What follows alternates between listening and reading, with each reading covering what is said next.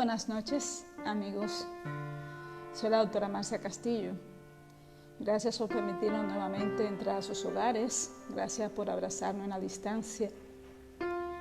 Y quiero felicitar al pueblo dominicano por la actitud cívica y por la actitud moral de permanecer en sus hogares para que esta situación calamitosa pase lo más rápido posible y que podamos abrazarnos de nuevo. Esta noche tengo un tema interesante que tratar. Una vez me preguntaron que si tuviera que prescindir de alguno de mis sentidos, ¿cuál sería ese de mis sentidos que yo dejaría de lado? Sin dudar, dije la vista, y inmediatamente pensé que era uno de los sentidos más preciados para la humanidad. Sin la vista, pues, no se puede leer, no se puede ver las personas amadas, no se puede apreciar un paisaje. Si yo ahora mismo le preguntara a cualquiera de ustedes cuál sería ese sentido más doloroso que ustedes perderían, en el cual ustedes se sentirían enjaulados, en el cual ustedes se sentirían apresados, ¿cuál sería su respuesta? Para una reflexión interna, una reflexión externa, yo le diría que una de las referencias universales de dos de los poemas épicos más grandes, más hondos, que sirve de referencia para la educación de nuestros estudiantes y para recrear la historia universal, fue escrita por un ciego. Sí, me refiero a la Ilíada y la Odisea. Fue escrita por Homero, siendo ciego. Y si ustedes dijeran la audición, yo le diría que uno de los himnos más grandes, el himno a la alegría, fue escrita por ese prodigio, Ludwig van Beethoven, siendo sordo. Dostoyevsky, uno de los referentes de la novela rusa, era azotado diariamente por ataques de epilepsia.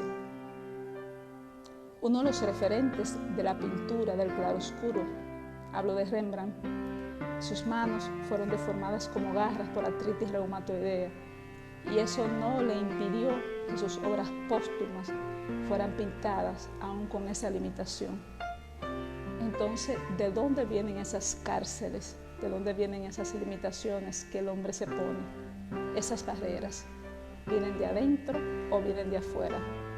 En una ocasión, el maestro Jorge Luis Borges estaba dictando una de sus conferencias, de sus cátedras, en el momento de la tiranía. Los estudiantes le dijeron: maestro, o acaba su clase o apagamos las luces. Borges, que ya venía de una familia de ciegos porque tenía retinitis pigmentaria, su padre fue ciego, su abuelo fue ciego, le dijo: he vivido toda mi vida esperando la oscuridad, apaguen las luces porque estoy listo para esto. Entonces, esas cárceles, esas barreras que los hombres se ponen, ¿vienen de adentro o vienen de afuera? Vuelvo y pregunto. ¿Diríamos que las pone la sociedad? ¿Diríamos que la pone la familia? ¿Diríamos que la ponen una cuarentena? Pues la respuesta tal vez podría ser no. Entonces voy a hacer referencia a que la novela universal referente a todos los hispanoparlantes fue escrita en la cárcel. Sí, hablo del Hidalgo, hablo del Quijote. El Quijote, la mitad del Quijote fue escrita en la cárcel. No solamente en la cárcel, sino que fue escrita, y ustedes saben que el manco de Lepanto, como se le llama a Miguel Cervantes de Saavedra, porque tenía un problema en la mano, fue escrita en la cárcel.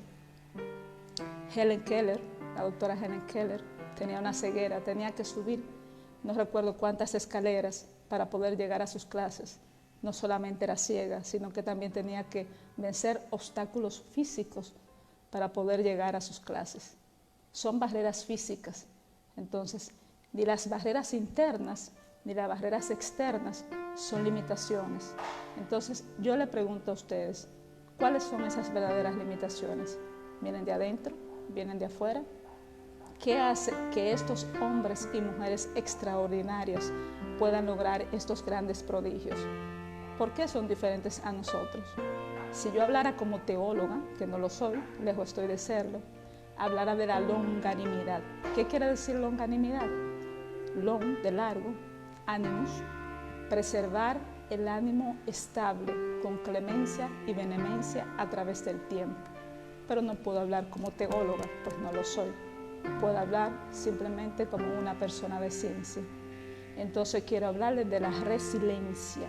¿Qué es la resiliencia? Es la capacidad de afrontar la adversidad y salir de ella airoso, aún más, salir de ella con una ganancia emocional, salir de ella más fortalecido. La resiliencia viene de un concepto de la metalúrgica, resilius, volver hacia atrás. En la metalúrgica hay algunos metales que tienen esa capacidad de ser maleables, de volver a su forma original. Por eso se habla de la resiliencia hoy día, que es un concepto relativamente nuevo, menos de 5 lustros tal vez. Todos somos resilientes, todos podemos cultivar la resiliencia. El hombre es un ente biopsicosocial y aunque no se sabe todavía si existen componentes genéticos, componentes familiares, componentes sociales, lo que sí se sabe es que la neuroplasticidad es el sustrato sobre el cual está basado la resiliencia, y esto lo explicaremos más adelante. ¿Cuáles son las características de una persona resiliente? Y vuelvo, repito el concepto de resiliencia. La capacidad de salir airoso o salir con ganancia de una situación de dificultad, sea un duelo, sea una pérdida, sea una situación de frustración, una situación como esta, salir con una ganancia, salir airoso, salir triunfante o de alguna forma salir vencedores. Las características de la persona con resiliencia, lo primero es que tienen autoconocimiento. En el templo de Apolo de Delfos había un letrero que decía: conócete a ti mismo. Todos lo conocen, todos lo han escuchado alguna vez. El autoconocimiento nos permite entender cuáles son nuestras debilidades y cuáles son nuestras virtudes. ¿Por qué es importante eso? Porque eso nos permite fortalecer nuestras virtudes y entender cuáles son nuestras debilidades para saber hasta dónde podemos llegar. Las capacidades de las personas resilientes: ven la vida con objetividad, confían en sus capacidades, pero saben cuándo pedir ayuda. Son flexibles a los cambios, pero no se cierran. Practican la conciencia plena, viven el aquí y viven el ahora. Las personas resilientes son creativos. Si un jarrón se rompe, ellos no empiezan a juntar los pedacitos. Con esos pedazos del jarrón, ellos son creativos, son recursivos. ¿Qué hacen? Hacen un collage. O sea, es que las personas resilientes son capaces de ser recursivos. Y si en algún momento se produce una situación que para ellos puede ser dificultoso, lo que hacen es que con esa dificultad, dame un punto de apoyo y yo moveré el mundo. Las personas resilientes y no intentan controlar lo que no pueden controlar, porque esto solamente genera frustración, miedo e impotencia. Las personas resilientes afrontan la adversidad con humor. La risa es un factor que lo usan a su favor. Siempre una persona resiliente, usted la verá riéndose. Una persona resiliente siempre afrontará las dificultades con humor.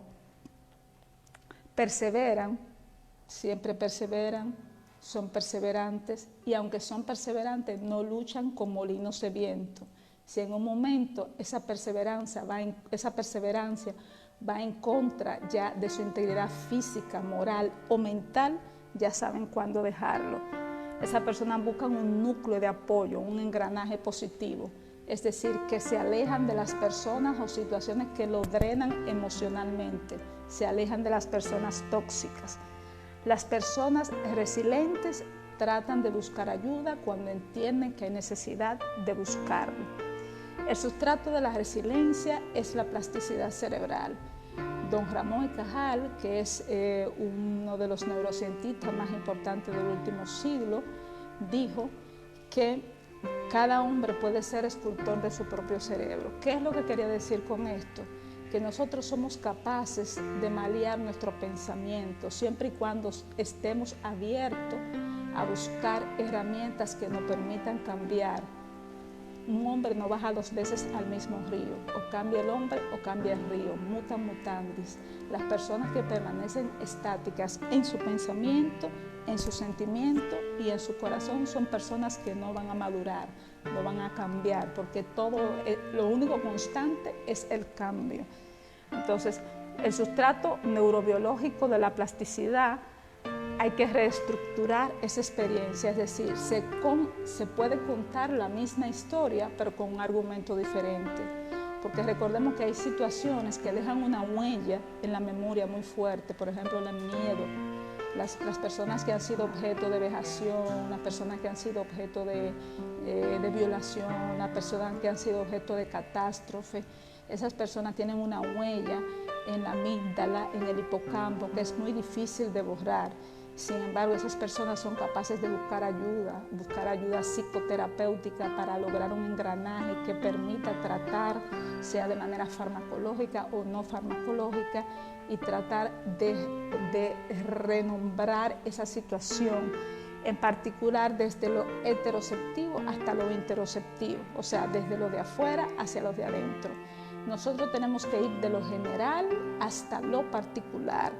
Es importante en la situación de la resiliencia que el cerebro es altamente plástico, es multifuncional, el cerebro es maleable, tenemos esa capacidad de poder cambiar a través del tiempo, porque como el cerebro es una estructura dinámica, no es estática, precisamente por el concepto de plasticidad cerebral, esto nos ayuda en el concepto de resiliencia.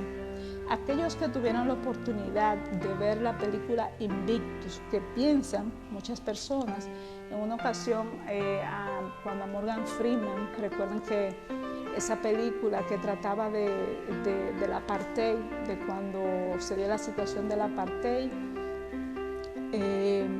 trataban de unir los blancos con los negros, y Madiba Mandela, la forma que buscó como de unir esa situación fue a través del deporte, del rugby, pero la gente lo que veía era el fútbol. Entonces buscó a este jugador cuyo rol lo interpretaba Matt Damon. Entonces él le citó un poema de un poeta estadounidense que se llama Invictus, por eso la película se llama Invictus. La gente cree que es porque ellos salieron invictos del partido, pero es porque el poema se llama Invictus, y me gustaría en este momento leerlo.